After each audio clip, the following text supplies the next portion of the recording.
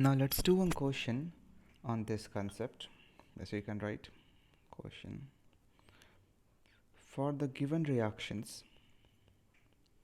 For the given reactions, predict whether Kp is equal to Kc, Kp is more than Kc, or Kp is less than Kc. Concept we know that on the basis of the value of delta and G, we find whether Kp is equal to Kc, or Kp is more than Kc, or Kp is less than Kc. First example or first is PCl5 gas gives you PCl3 gas plus Cl2 gas. Second is, you can say 2SO3 is giving you 2SO2 plus O2. All the components are gaseous. Third reaction is N2 plus 3H2 is giving you 2NH3. Again, all the components are gaseous components. Fourth one is H2 gas plus I2 gas is giving you 2HI, which is gas. Now for all these reactions, you have to find whether Kp is more than Kc, less than Kc, or equal to Kc. How will we approach in such questions? So the first point is to find the value of delta and G, whether delta and G is more than 0, less than 0, or equal to 0. What is delta and G? Delta and G is change in the stoichiometric coefficient of product and reactant. Means sum of a stoichiometric coefficient of product minus sum of a stoichiometric coefficient of reactant. In the first question, it is 2 minus 1, which is 1. In the second question, it is 3 minus 2, which is 1. In third question, it is 2 minus 4, that is minus 2. In fourth question, it is 2 minus 2, which is 0. In first question, delta Ng is more than 0, so Kp is more than Kc. In second question also, delta Ng is more than 0, so Kp is more than Kc. In third question, delta Ng is less than 0, so Kp is less than Kc. And in the fourth question, delta Ng is equal to 0, so in this case, Kp will be equal to Kc. In this way, we can find whether Kp is more than Kc, Kp is less than Kc, Kp is equal to Kc, all these three conditions. We can do one more question on this. For which of the following reaction, for which of the following reaction,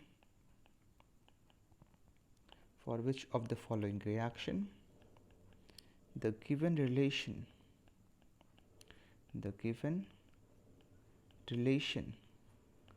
is valid. For which of the following reaction the given relation is valid? Relation is log of Kp upon Kc is log of Kp upon Kc plus log of Rt is equal to 0. The given options are, A will be PCl5 gas is giving you PCl3 gas plus Cl2 gas. Next option is 2SO2 gas plus O2 gas is giving you 2SO3 gas. Next option is C, N2 gas plus 3H2 gas is giving you 2NH3 gas. And fourth option is H2 gas plus I2 gas is giving you 2HI gas. All the reaction are balanced chemical reaction. Now you have to find that for which of the following reaction the given relation is valid. So first let's try to simplify the relation. Relation is log of Kp by Kc is equal to minus log of RT, and this can be written as log of Kp upon Kc. I'm using a property of log, so it is becoming log of RT to the power minus 1. And if I take antilog to both sides, take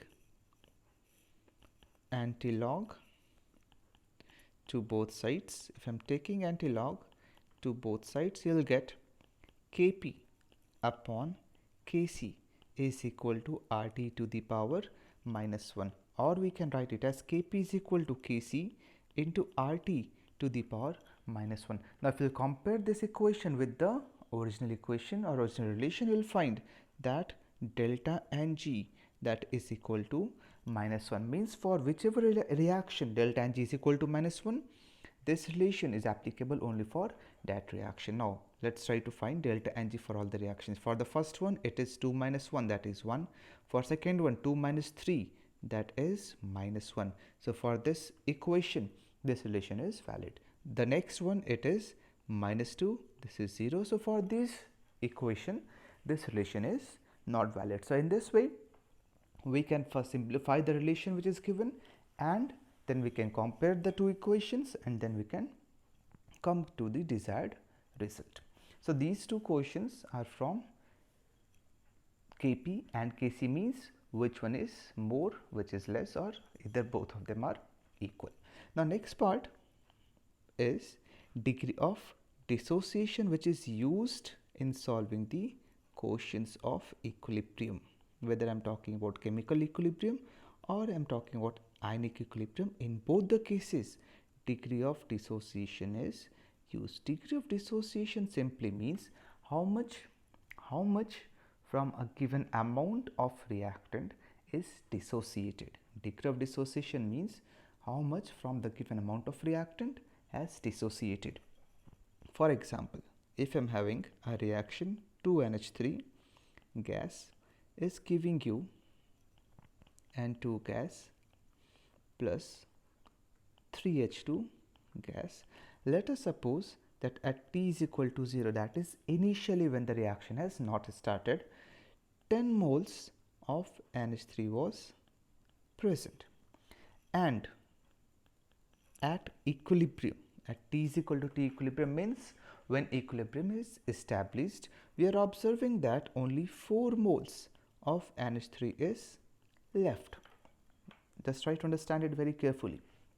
What I said, I am having a reaction in which initially 10 moles of NH3, that is ammonia, was present, and at T is equal to T equilibrium, 4 moles of ammonia is left in the system. This many moles is not the moles consumed, it is left moles of NH3 at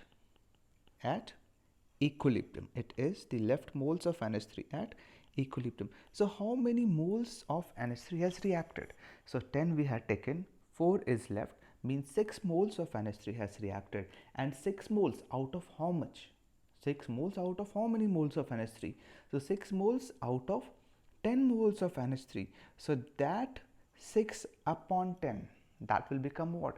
That will become the degree of dissociation. So degree of dissociation, it is represented by alpha. It is represented by alpha, and in this case alpha is what? It is 6 upon 10, where 6 is what? 6 is moles dissociated. Right now 6 is the moles of NH3 that has dissociated. Upon 10 is what? 10 was the initial moles of NH3 that was taken. 10 is initial moles of NH3 that is taken, means alpha or degree of dissociation can be written as moles dissociated divided by initial moles which is taken. Clear? So if I divide this ratio by volume, means moles dissociated upon volume divided by initial moles upon volume, so that will give me what? That will give me the degree of dissociation in terms of concentration. Now let's try to do some questions on this concept.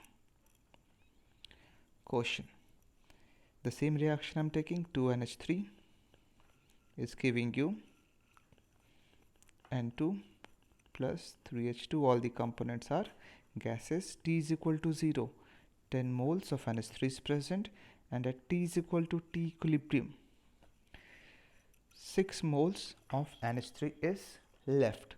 So what is alpha in this case? So alpha is what? Moles dissociated upon initial number of moles. Now how many moles has dissociated? So we had taken 10, 6 is left. So how much has reacted? 4. So moles dissociated is 4. Upon what was the initial number of moles of reactant taken? Is 10. So 4 upon 10, that is equal to 0.4 is the degree of dissociation in this condition. Let's try to do another question on this concept only. With the same reaction, 2NH3 is giving you N2 plus 3H2. It's given that initially 10 moles of NH3 is taken, and at equilibrium we are observing that 3 moles of N2 is formed.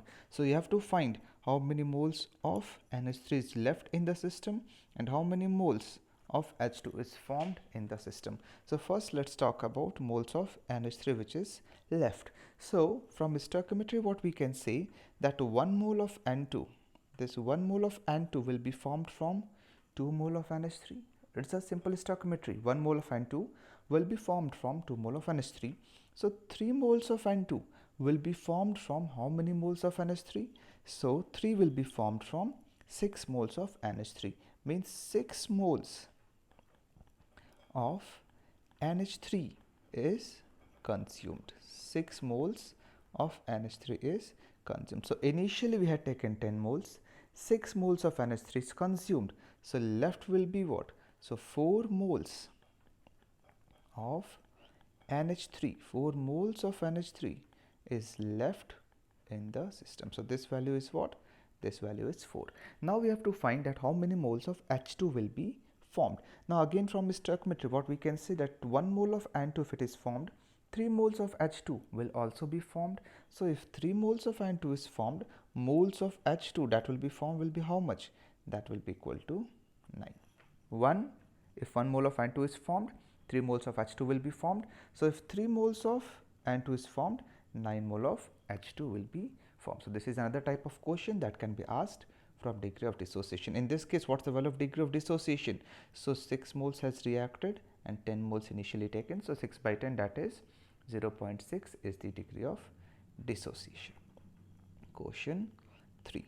Again same reaction, 2NH3 is giving you N2 plus 3H2. N2 plus 3H2. T is equal to 0. We don't know how many moles of NH3 we had taken, but at T is equal to T equilibrium, we know that 4 moles of NH3 is left and 3 moles of N2 is present in the system. First you have to find how many moles of NH3 initially we had taken in this system and what is the degree of dissociation. Clear? Two things we have to find. First, initial moles of NH3, and second we have to find the degree of dissociation of NH3. So what, again using stoichiometry what we can say that 1 mole of N2 will be formed if 2 moles of NH3 is reacted. Just think how I'm approaching the question. First what I'm using the stoichiometry that 1 mole of N2 will be produced if 2 moles of NH3 is reacted. So if 3 moles of N2 is produced, how many moles of NH3 has to react? So for 1, 2 has to react. So for 3, 6 moles of NH3 has to react. So what we can say that 6 moles of NH3 has reacted. Now the question has become very simple that 6 moles of NH3 has reacted, 4 moles of NH3 is left with us. So initially how many moles we had taken? So 6 plus 4, that is 10. So 10 moles of NH3 we had taken. Now second part is degree of dissociation. So degree of dissociation is what? Moles dissociated upon initial moles. So moles dissociated is what? 6. Initial mole is what? 10. So 6 upon 10, that is 0.6 is what? That is the degree of dissociation in this condition. Understood? All are getting my points? So we are just trying to find the initial moles, we are trying to find the moles at equilibrium, or we are trying to find the degree of dissociation. So let's do one more question on this concept. Let us suppose I'm having a reaction. Let's change the reaction. PCl5 is giving you PCl3 plus Cl2, all are gaseous component. At T is equal to 0, let us suppose I'm having 10 moles of PCl5 in a 5 liter vessel, and degree of dissociation of PCl5 is 0.3. Now you have to find first total moles at equilibrium. First you have to find the total moles at equilibrium, and second you have to find the value of Kc. Two things you have to find now. First, total moles at equilibrium. Second will be the value of Kc, that is equilibrium constant in terms of concentration. So check the solution law. Let's try. Equation given is PCl5 is giving you PCl3 plus Cl2. T is equal to 0, 10 moles. This is 0, 0 initially at equilibrium. Now how many moles will dissociate if degree of dissociation is 0.3? So we know degree of dissociation alpha is moles dissociated upon initial moles, moles dissociated upon initial moles. So moles dissociated will be equal to what? Moles dissociated will be equal to alpha into initial moles. Alpha is how much? 0.3 into initial mole is how much? 10. So moles dissociated will be what? 3. So 3 moles of PCl5 has dissociated. Now if 3 moles has dissociated, moles of PCl5 left will be how much? So left will be 10 minus 3, that is 7. So 7 moles of PCl5 is left in the system at equilibrium.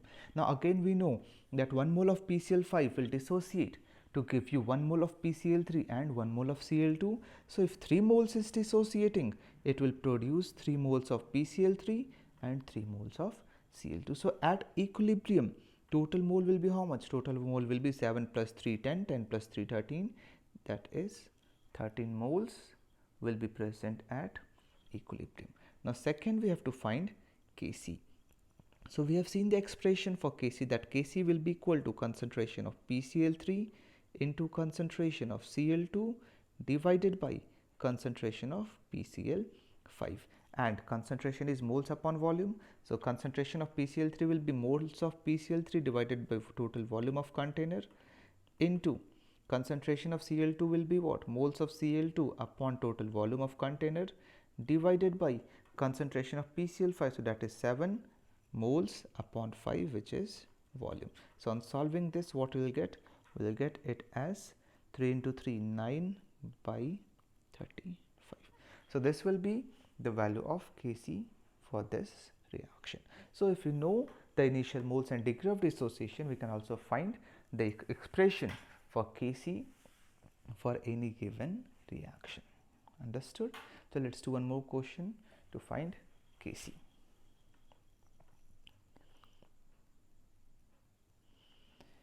I'm plotting a graph between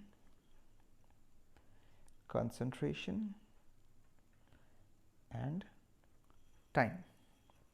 In a random equation, R is giving you P. This line is for the this line is for the backward reaction, and this line is for the forward reaction. Time is given. Let us suppose it's like this. Its time and concentration is given for you. 1,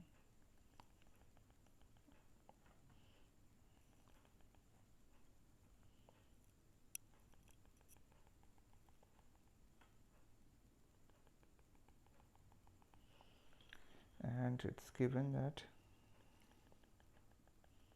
this is 2 second, 6 second, 10 second, 14 second, time in second, and this is 2, 4, 6, 8, 10. These values are given. Now for this reaction you have to find the value of Kc. Now how will you find Kc?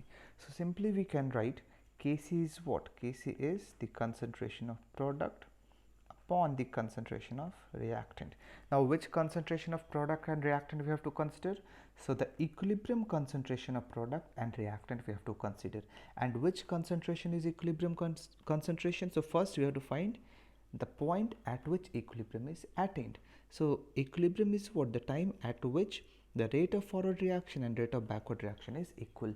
And if I am talking about rate means the ratio of change in concentration upon change in time, means the slope of concentration time graph has to be same, and that is at t is equal to 14 second, means this is the time when equilibrium is attained. This is the time when equilibrium is attained, and the corresponding concentration will be known as equilibrium concentration.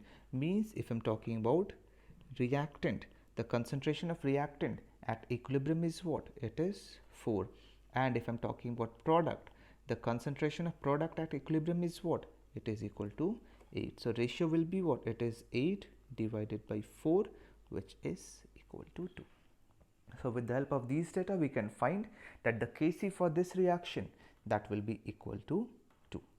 Clear? So this was again one important question on the graph, and from the graph we have to find the value of Kc. I hope all these points are very clear.